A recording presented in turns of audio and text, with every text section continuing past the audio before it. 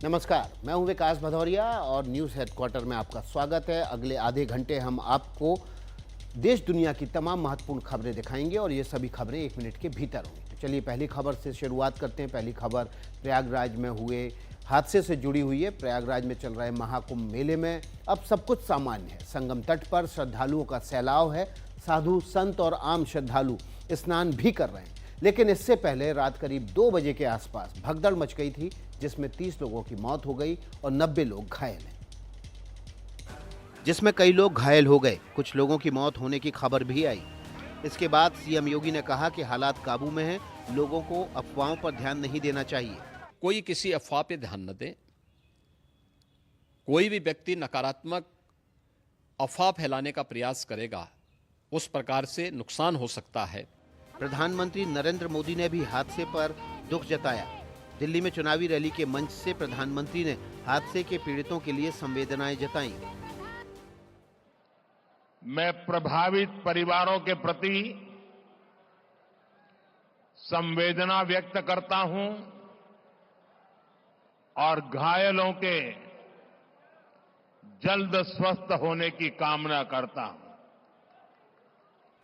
उद्योगपति गौतम अडानी ने भी पीड़ितों के प्रति संवेदनाएं जताई। सोशल मीडिया पर लिखा कि अडानी समूह प्रभावित परिवारों की हर संभव मदद करेगा। महाकुंभ के लिए योगी सरकार ने बड़े पैमाने पर इंतजाम किए हैं। श्रद्धालुओं के रहने, आने, जाने और क्राउड मैनेजमेंट से लेकर सुरक्षा तक के खास इंतजाम हैं। फिर सवाल यह है कि जब इतने इंतजाम थे तो फिर हादसा क्यों हुआ?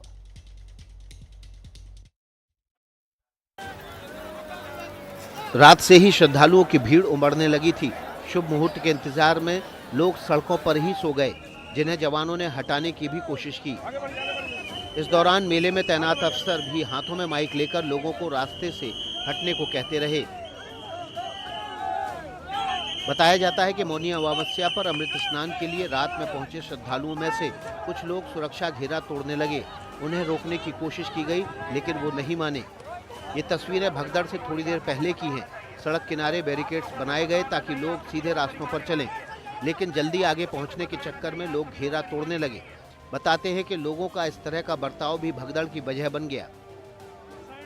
हालांकि मेला मैनेजमेंट की तरफ से किए गए इंतजामों को लेकर भी सवाल कम नहीं है। सबसे बड़ा सवाल तो यही है कि जब मौनी अमावस्या पर भारी भीड़ जुटने का अंदाजा पहले से ही था, तो भीड़ को डाइवर्ट करने के इंतजाम पहले ही क्यों नहीं किए गए? प्रयागराज में महाकुंभ में हुए हादसे पर राजनीति भी शुरू हो गई है। विपक्षी पार्टियां श्रद्धालुओं की सुरक्षा के इंतजाम पर सवाल उठा रहे हैं। समाजवादी पार्टी और कांग्रेस ने हादसे के लिए सीधे सीधे योगी सरकार की तरफ से किए गए इंतजाम में गड़बड़ियों का आरोप लगा दिया। राहुल गांधी ने सोशल मीडिया पर लिखा कि इस दुखद घटना के लिए कुप्रबंधन, बदइंतजामी और आम श्रद्धालुओं की जगह वीआईपी मूवमेंट पर प्रशासन का विशेष ध्यान होना जिम्मेदार है। जबकि समाजवादी पार्टी तो सीधे उत्तर प्रदेश के मुख्यमंत्री योगी आदित्यनाथ के इस्तीफे तक पहुंच गई। अखिलेश यादव ने सोशल मीडिया पर लिखा, विश्व स्तरीय व्यवस्था का प्रचार करने वालों को पद त्याग देना चाहिए। आम आदमी पार्टी के नेता और दिल्ली के मंत्री सौरभ भारद्वाज हों या शिवसेना के सांसद संजय राउत, हादसे के बहाने योगी सरकार पर हमले का मौका किसी ने नहीं छोड़ा। सबको बराबर की व्यवस्था मिलनी चाहिए। दूसरी बात, आप इतना बड़ा समारोह करा रहे हैं, आप दिल्ली में आके उपदेश दे रहे हैं, भाई उसकी व्यवस्था देखने के लिए आप थे ही नहीं उत्तर प्रदेश में। प्रयागराज महाकुंभ में मौनी अमावस्या पर दूसरा अमृत स्नान तो हुआ, लेकिन अखाड़ों की तरफ से संवेदनशीलता दिखाने का प्रयास भी किया गया। प्रशासन भी मुस्तैद है। घाट के रास्ते में आरएएफ और पुलिस के जवानों की तैनाती के बीच जूना अखाड़े के नागा साधुओं ने तलवारें लहराईं और जयकारे लगाते हुए संगम घाट पहुंचकर स्नान किया। दूसरे अखाड़ों के साधु संतों ने भी छोटे छोटे ग्रुप में सांकेतिक रूप से संगम स्नान किया। मौनी अमावस्या पर स्नान का ये सिलसिला अभी जारी है। इससे पहले तड़के अखाड़ों के साधु संत अमृत स्नान के लिए निकले थे, लेकिन भगदड़ हादसे के बाद प्रशासन की तरफ से अखाड़ों से स्नान के लिए ना जाने की अपील की गई। इसके बाद साधु संतों ने बैठक की। पहले तय हुआ कि साधु संत मौनी अमावस्या पर स्नान नहीं करेंगे। इसके बाद अखाड़ों की तरफ से कहा गया कि पहले आम लोग स्नान कर लें। अखाड़ों के संतों का स्नान भीड़ कम होने के बाद शुरू होगा। आम लोगों की भीड़ कम हुई तो पुलिस प्रशासन ने घुड़सवार जवानों की मदद से घाट खाली कराया। इसके बाद अखाड़ों के साधु संत भी बड़े जुलूस से परहेज करते हुए देर से निकले और संगम तट पर स्नान किया। देश की राजधानी दिल्ली की बात कर लेते हैं। यहाँ पर चुनावी सियासत चरम पर है। केजरीवाल के यमुना में जहर वाले बयान पर तो ऐसा तूल पकड़ा है कि हरियाणा के मुख्यमंत्री नायब सिंह सैनी दिल्ली के बॉर्डर पर पहुंच गए। यमुना के जल से उन्होंने आचमन किया और उस जल को पिया भी, और हरियाणा के पल्ला गांव पहुंचकर यमुना का जल भी पिया। दरअसल इससे पहले दिल्ली के मुख्यमंत्री आतिशी ने सोशल मीडिया एक्स पर नायब सिंह सैनी को टैग करते हुए पल्ला घाट चलने का चैलेंज दिया था। आतिशी ने लिखा था कि नायब सिंह सैनी जी, आप यमुना नदी के पल्ला घाट जा रहे हैं, मेरा आग्रह है कि आप और मैं साथ चलते हैं, सबके सामने अमोनिया की मात्रा नापेंगे। सबको पता चलना चाहिए कि हरियाणा दिल्ली वालों को जहरीला पानी भेज रहा है। इस पर नायब सिंह सैनी ने उन्हें जवाब भी दिया और यमुना का पानी पीकर भी दिखा दिया। जो पानी के सैंपल थे उसमें कहीं कोई जहर की मात्रा नहीं है। मैंने खुद पानी का आचमन किया है। दरअसल पल्ला गांव से ही यमुना दिल्ली में प्रवेश करती है। नायब सिंह सैनी ने उनका चैलेंज सिर्फ एक्सेप्ट नहीं किया, उसे पूरा भी कर दिखाया। इससे पहले दिल्ली के पूर्व मुख्यमंत्री और आम आदमी पार्टी के प्रमुख अरविंद केजरीवाल ने आरोप लगाया था कि हरियाणा सरकार ने यमुना में जहर मिला दिया है। हरियाणा के मुख्यमंत्री ने तो चैलेंज पूरा कर दिया, लेकिन अब चैलेंज अरविंद केजरीवाल के आगे है। उन्हें यमुना के पानी में जहर वाले दावे पर रात 8 बजे तक चुनाव आयोग को सबूत भी देना है। अरविंद केजरीवाल के यमुना के पानी में जहर वाले दावे को लेकर बीजेपी नेताओं ने कल चुनाव आयोग से शिकायत की थी। इसके बाद चुनाव आयोग ने केजरीवाल को चिट्ठी लिखकर आज रात 8 बजे तक जवाब मांगा है। यमुना में आप लोगों ने जहर मिला दिया पानी में। नहीं, गुस्सा नहीं, गुस्सा है, गुस्सा। दिल्ली में अरविंद केजरीवाल के लिए गुस्सा है। अरविंद केजरीवाल ने सोमवार को हरियाणा सरकार पर यमुना के पानी को जहरीला करने का आरोप लगाया था, जिसके बाद दिल्ली की सियासत में उबाल आ गया। आज उस भारतीय जनता पार्टी की तीसरी बार हरियाणा में सरकार बनने के बाद उनकी पोल प्रकृति कैसे खोल रही है कि उनके इंडस्ट्रियल यूनिट से निकलने वाला जहरीला प्रदूषित पानी सीधा यमुना में मिलाया जा रहा है। तो तथ्य है। इस बीच दिल्ली के मुख्यमंत्री आतिशी ने दिल्ली के उपराज्यपाल को चिट्ठी लिखकर कहा कि अगर आपको दिल्ली के लोगों की चिंता होती तो आप हरियाणा सीएम से बात करते। आम आदमी पार्टी के संयोजक अरविंद केजरीवाल के यमुना में जहर वाले बयान पर प्रधानमंत्री नरेंद्र मोदी ने भी जोरदार पलटवार किया। दिल्ली के गोंडा में चुनावी रैली को संबोधित करते हुए प्रधानमंत्री ने सवाल किया कि क्या हरियाणा के लोग अपनी ही यमुना में जहर मिला सकते हैं? क्या हरियाणा में रहने वालों के रिश्तेदार दिल्ली में नहीं रहते? प्रधानमंत्री ने कहा कि 11 साल से वो भी इसी यमुना का पानी पी रहे हैं। हरियाणा के लोग अपने ही बच्चों के पानी में जहर मिला सकते हैं क्या? हरियाणा का भेजा यही पानी दिल्ली में रहने वाला हर कोई पीता है।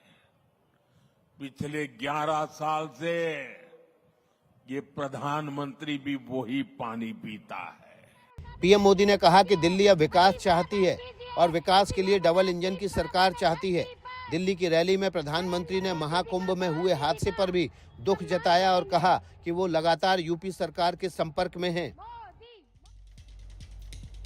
अब बात कर लेते हैं कोहरे के चलते होने वाली दुर्घटना की। दिल्ली मेरठ एक्सप्रेस वे पर बड़ा हादसा हो गया। लो विजिबिलिटी के चलते 16 गाड़ियां एक दूसरे से कोहरे की वजह से टकरा गई। ये हादसा मोदीनगर के भोजपुर थाना इलाके में हुआ। सुबह के वक्त इलाके में घना कोहरा था, विजिबिलिटी काफी लो थी। नतीजा ये हुआ कि पहले 2 गाड़ियों की टक्कर हुई, जो हादसे के बाद सड़क पर आड़ी तिरछी खड़ी हो गई। ड्राइवर जब तक अपनी गाड़ियों को सड़क के किनारे खड़ी करते, तब तक दूसरी गाड़ियां आती गई और एक दूसरे से टकराती गई। जब तक हादसे का ये सिलसिला थमता, तब तक 16 गाड़ियां एक दूसरे से टकरा चुकी थीं। बताया जाता है कि इस हादसे में करीब 10 लोग घायल हो गए, जिन्हें पुलिस ने इलाज के लिए अस्पताल भेज दिया। हादसे के चलते दिल्ली मेरठ एक्सप्रेस वे पर जाम के हालात बन गए। बाद में पुलिस ने टूटी फूटी गाड़ियां किसी तरह सड़क के किनारे खड़ी करवाईं और तब जाकर ट्रैफिक के लिए रास्ता खोला जा सका।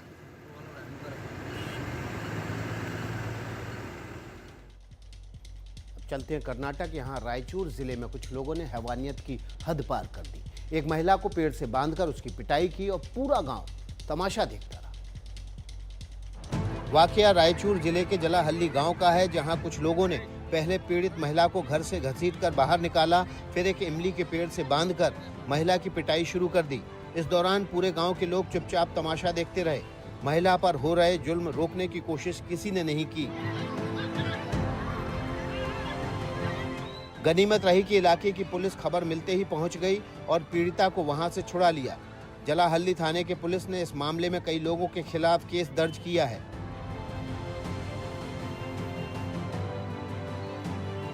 ये पूरा बवाल गांव के ही रंगप्पा नाम के एक युवक की मौत के बाद शुरू हुआ। मौत के उस मामले को पुलिस ने नेचुरल डेथ बताया था, लेकिन साथ ही अपनी रिपोर्ट में ये भी लिखा था कि मौत से पहले युवक को आखिरी बार उसी महिला के साथ देखा गया था। इसके बाद हत्या का आरोप लगाकर गांव वाले पहले तो उससे बदसलूकी करते रहे, फिर उसकी पिटाई कर दी।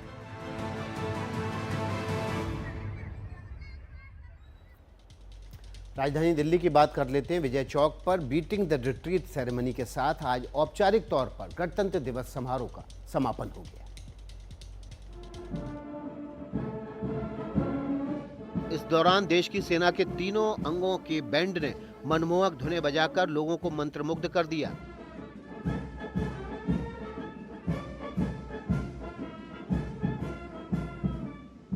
इससे पहले प्रेसिडेंशियल गार्ड्स ने राष्ट्रपति भवन के लॉन में राष्ट्रपति द्रौपदी मुर्मू को सलामी दी और राष्ट्रपति वहां से अपनी खास बग्घी में सवार होकर कर्तव्य पथ पर पहुंची। राष्ट्रपति के पहुंचते ही कर्तव्य पथ पर कार्यक्रम की औपचारिक शुरुआत हो गई। इस दौरान समारोह में प्रधानमंत्री समेत देश के गणमान्य लोग भी शामिल हुए। बीटिंग रिट्रीट सेरेमनी का अर्थ है सेना की बैरक में वापसी। ये परंपरा तब से चली आ रही है जब सेनाएं दिन भर युद्ध लड़ती थीं और सूर्यास्त के बाद युद्ध रोक दिया जाता था। उस वक्त एक संगीत बजता था। गणतंत्र दिवस के चौथे दिन होने वाला बीटिंग द रिट्रीट सेरेमनी उसी परंपरा को ध्यान में रखते हुए मनाया जाता है। भारतीय अंतरिक्ष अनुसंधान संगठन यानी इसरो ने 2025 में अपने पहले मिशन के रूप में एक बड़ी कामयाबी हासिल कर दी है। इसरो ने आज सुबह सफलतापूर्वक एक नया नेविगेशन सैटेलाइट लॉन्च किया है। ये मिशन इसरो के 100वें मिशन के रूप में इतिहास में दर्ज हो गया है। श्रीहरिकोटा के सतीश धवन अंतरिक्ष केंद्र से GSLV रॉकेट ने आज सुबह 6:23 पर उड़ान भरी। लॉन्च के करीब 19 मिनट बाद नेविगेशन सैटेलाइट को सफलतापूर्वक अंतरिक्ष की कक्षा में स्थापित कर दिया गया। ये क्षण इसरो के लिए भी खास था क्योंकि नए अध्यक्ष वी नारायणन के कार्यभार संभालने के बाद यह उनका पहला मिशन था।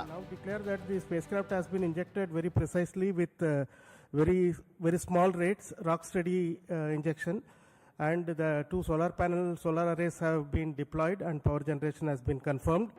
आज लॉन्च किया गया नया सैटेलाइट भारत के स्वदेशी नेविगेशन सिस्टम का हिस्सा है। नाविक भारत का अपना GPS जैसा नेविगेशन सिस्टम है जो 1500 किलोमीटर के दायरे में सटीक नेविगेशन सेवाएं प्रदान करता है। इस सिस्टम का पहला सैटेलाइट NVS-01 29 मई 2023 को लॉन्च किया गया था। सैफ अली खान की बात कर लेते हैं। उनके हमले के आरोपी सरीफुल इस्लाम को आज कोर्ट में पेश किया गया। उसे 14 दिन की न्यायिक हिरासत में भेजा गया था। पुलिस कस्टडी की मियाद खत्म होने के बाद खाकी अमला शरीफुल इस्लाम को मुंबई की बांद्रा कोर्ट लेकर पहुंचा था, लेकिन कस्टडी बढ़ाने की मांग को अदालत ने ठुकरा दिया। जज ने पुलिस को नया PNNS पढ़ने की सलाह दी और कहा कि अगर जरूरत हुई तो आगे पुलिस हिरासत मांग सकती है। इसके बाद कोर्ट ने आरोपी को 14 दिन की न्यायिक हिरासत में जेल भेज दिया। मुंबई पुलिस ने आज कोर्ट को जानकारी दी कि उसके पास आरोपी के खिलाफ कई पुख्ता सबूत हैं। वो पूरी तैयारी के साथ वारदात को अंजाम देने के लिए पहुंचा था और उसने रेकी भी की थी। पुलिस ने यह भी बताया कि कोलकाता भेजी गई टीम को कई अहम जानकारियां मिली हैं और आगे पूछताछ की जरूरत पड़ सकती है। 16 जनवरी की रात शरीफुल इस्लाम सैफ अली खान के घर में दाखिल हुआ था। उसके हमले में सैफ गंभीर रूप से घायल हुए थे। मुंबई के लीलावती अस्पताल में उनका 5 दिन तक इलाज चला। वारदात के बाद फरार आरोपी को पुलिस ने थाने से गिरफ्तार किया था। 2013 से ही दिल्ली की सत्ता से बाहर बैठी कांग्रेस ने विधानसभा चुनाव के लिए आज अपने मैनिफेस्टो का ऐलान कर दिया। इस घोषणा पत्र में कांग्रेस ने अल्पसंख्यकों को लेकर कई वायदे किए।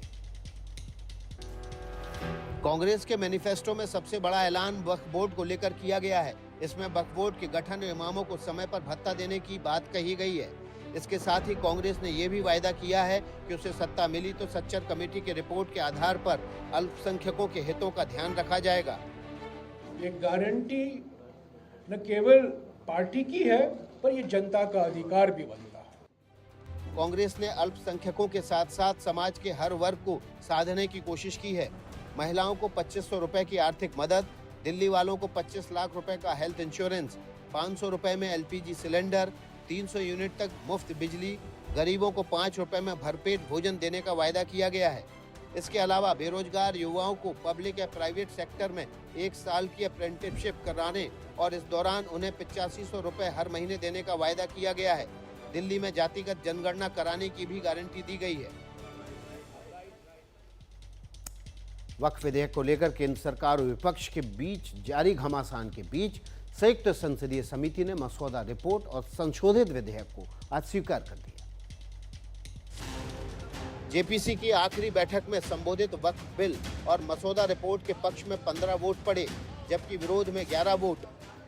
फाइनली आज जो जेपीसी की ड्राफ्ट रिपोर्ट थी और जेपीसी का जो क्लॉज बाय क्लॉज जो हम लोगों ने 27 तारीख को हमारे 14 क्लॉजेज में अमेंडमेंट्स हुए थे, उसका एक अमेंडेड जो बिल था, दोनों को मेजॉरिटी के साथ अडॉप्ट किया।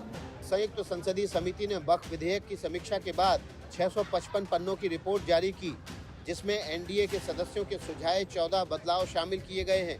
विपक्ष का आरोप है कि उसके सुझाए संशोधन दरकिनार कर दिए गए। शिवसेना यूबीटी के अरविंद सावंत, टीएमसी के कल्याण बनर्जी समेत कई विपक्षी सदस्यों ने असहमति नोट दिया है। हमने डिसेंट नोट इसलिए दिए कि संविधान के खिलाफ ये इन्होंने जो अमेंडमेंट किए हुए हैं। अब कुछ अंतर्राष्ट्रीय खबरों का रुख कर लेते हैं। हमास पर इजराइल के पलटवार के चलते करीब 15 महीनों से बेघर गाजा के लोगों की घर वापसी का सिलसिला शुरू हुआ। गाजा से मिली जानकारी के मुताबिक 3 लाख से अधिक लोग दक्षिणी गाजा से उत्तर की ओर जा रहे हैं। इनमें से ज्यादातर ऐसे लोग हैं जिन्हें पैदल ही सफर तय करना पड़ रहा है। हालांकि रास्ते की मुसीबत झेलकर पहुंच चुके लोग भी ज्यादा खुश नहीं हैं। इनमें से ज्यादातर के घर तबाह हो चुके हैं। इजराइल के बारूदी प्रहार से पूरे इलाके में घर मलबे के ढेर में बदल चुके हैं। इजराइल ने जब पिछले साल हमास के खिलाफ एक्शन शुरू किया था, तब नॉर्थ गाजा के लोगों को साउथ गाजा खदेड़कर इजराइल ने इलाके में ग्राउंड फोर्स उतार दी थी और साउथ गाजा का रास्ता बंद कर दिया था। लेकिन हमास से युद्ध विराम के बाद सोमवार को इजराइल ने नेतजारिम कॉरिडोर खोल दिया था। फिलहाल लोग उससे ही घर लौट रहे हैं। इस बीच गाजा के लोगों के बीच अंतर्राष्ट्रीय मदद भी तेजी से पहुंच रही है। जॉर्डन से हेलीकॉप्टर के जरिए राहत सामग्री भेजी गई है। जॉर्डन ने इससे पहले नवंबर में भी गाजा के लोगों के लिए खाने पीने का सामान और दवाएं भेजी थी।